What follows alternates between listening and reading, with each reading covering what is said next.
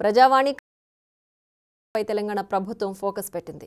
ఒక్కొక్క సమస్యను పరిష్కరిస్తూ వెళుతోంది. తాజాగా పెద్దపల్లి జిల్లా ఓదెల మండలానికి చెందిన ఓ వ్యక్తి ఫిర్యాదుపై సర్కార్ స్పందించింది.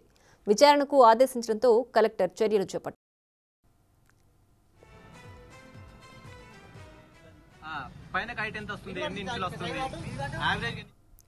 పెద్దపల్లి జిల్లా కనగర్తికి చెందిన చిటికేసి సతీష్ కుమార్ తన గ్రామానికి చెందిన రోడ్డు నాణ్యతపై ఫిర్యాదు చేశాడు. డిసెంబర్ 22న ప్రజావాణిలో కంప్లైంట్ ఇచ్చాడు. జేఎస్ఆర్ నిర్మాణ సంస్థ వేసిన తారు రోడ్డు నిర్మాణంలో అవకతవకలు జరిగినట్లు ఆరోపించాడు. ఈ ఫిర్యాదుకు స్పందించిన సీఎం కార్యాలయం వెంటనే విచారించి తగు చర్యలు చేపట్టాలని ఆదేశాలు జారీ చేసింది. దీంతో రంగంలోకి దిగిన కలెక్టర్ కార్యాలయం కనగర్తి రోడ్డు నాణ్యతను పరిశీలించి వారం రోజుల్లోపు నివేదిక సమర్పించాలని జిల్లా పంచాయతీరాజ్ ఇంజనీర్కు ఉత్తర్వులు జారీ చేసింది. ఫిర్యాదుదారుడికి తాము విచారణకు ఆదేశించినట్లు ప్రభుత్వం ఓ లెటర్ పంపింది. దీంతో రంగంలోకి దిగిన అధికారులు రోడ్డు నాణ్యతను పరిశీలించారు.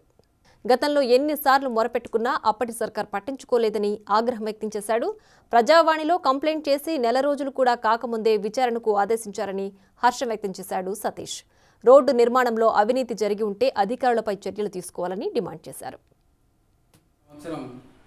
మా కనగర్తి గ్రామంలో జేఎస్ఆర్ కన్స్ట్రక్షన్ వారు నిర్మించిన 1 కిలోమీటర్ 2,50,00,000 రూపాయలకు అంచనా వ్యయంతో వాళ్ళు నిర్మించడం జరిగింది. కానీ ఆ రోడ్డుకు సుమారు 40 నుంచి 50 లక్షల వ్యయం కూడా ఖర్చు కాకుండానే పూర్తి స్థాయిలో బిల్లు పొందినారు.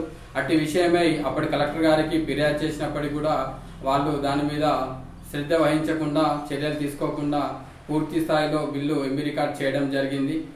దానిపై నేను మొన్న గత సంవత్సరం డిసెంబర్ 22, 2023 రోజున సీఎం రేవంత్ రెడ్డి గారికి ప్రజా దర్బార్ యందు ఫిర్యాదు చేయడం జరిగింది. అట్టి ఫిర్యాదుకు బదులుగా నాకు ఈరోజు దానిపై సమగ్ర విచారణ చేయాలని చెప్పేసి కలెక్టర్ గారికి ఈ గారిని ఆదేశించినట్టు నాకు ఉత్తర్వు వచ్చింది.